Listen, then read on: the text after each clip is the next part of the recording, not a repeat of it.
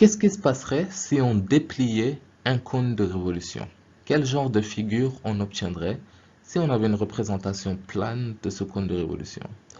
Donc, essayons de découper celui-ci. On obtiendrait un disque de base, comme ça. Et puis, l'aire latérale deviendrait quoi? Est-ce que vous pouvez deviner? C'est un peu intéressant. Si on ouvrait le cône de révolution, on obtiendrait un morceau de cercle, comme ça. Donc, le disque de base et ce morceau de cercle représentent le patron, ce qu'on appelle le patron d'un cône de révolution. Donc, si on a un cône de révolution de rayon R et de génératrice G, la représentation plane de ce cône de révolution serait un cercle de rayon R qui représenterait donc le disque de base, et on aurait aussi un morceau de cercle de rayon G qui représenterait l'aire latérale de ce cône de révolution. Donc la partie que je viens de colorer en rouge représente la surface latérale du cône de révolution.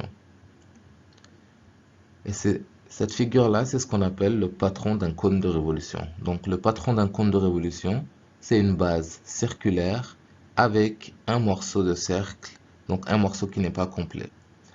Ce morceau n'est pas complet, c'est-à-dire qu'il fait un certain angle, mais pas 360 degrés. Il fait moins de 360 degrés. Appelons cet angle alpha. Et on peut trouver une relation très intéressante entre le disque de base et le morceau de cercle créé par la surface latérale du cône de révolution. Ce disque de base que je viens de colorer en rouge, le périmètre de ce disque de base doit être égal au périmètre de ce morceau de cercle. Parce que sinon, il n'y aura pas superposition sur le cône de révolution. C'est pour ça donc qu'on est obligé d'avoir une égalité entre ces deux périmètres. Donc le périmètre du disque de base est égal au périmètre latéral. Donc les deux morceaux rouges ont la même longueur.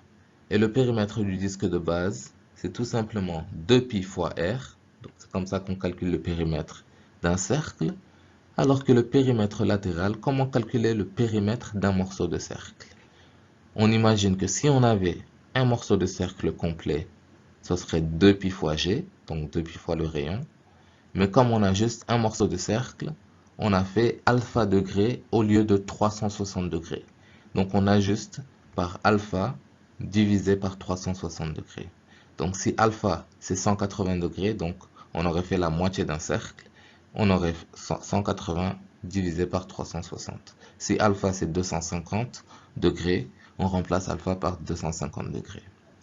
Et remarquez que dans les deux côtés de l'équation, on a 2π. Donc on peut simplifier les 2π qui vont disparaître. Et on a juste une formule qui nous dit que R, le rayon du disque de base, est égal à la génératrice fois l'angle divisé par 360 degrés. Ce qui est une très belle formule dont il est bien de se rappeler, ou bien il est bien de savoir comment on arrive à cette formule. Et ce qu'il faut se rappeler, je pense, que c'est le périmètre du disque de base est égal au périmètre latéral et comprendre pourquoi c'est le cas. Observons l'aire latérale pour un moment. Est-ce qu'on peut calculer l'aire latérale? Donc l'aire latérale est égale, si on avait un cercle complet, quelle serait la formule qu'on utiliserait? C'est pi fois le rayon au carré. Donc pi fois g au carré. Mais comme on a juste un morceau de cercle, on doit encore ajuster par rapport à l'angle. Si on avait fait 360 degrés, ce serait le cercle complet. Mais on fait juste alpha degrés.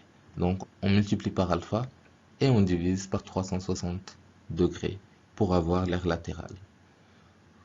On peut réécrire g au carré, g fois g, et remarquer que g alpha sur 360 degrés, c'est la même chose que R, on vient de le montrer. Donc on peut remplacer G alpha fois 360 degrés par R. Et donc l'aire latérale, la formule pour l'aire latérale, c'est une très simple formule qui est pi fois G fois R. Comme ça, on n'a pas à utiliser l'angle pour se rappeler de cette formule.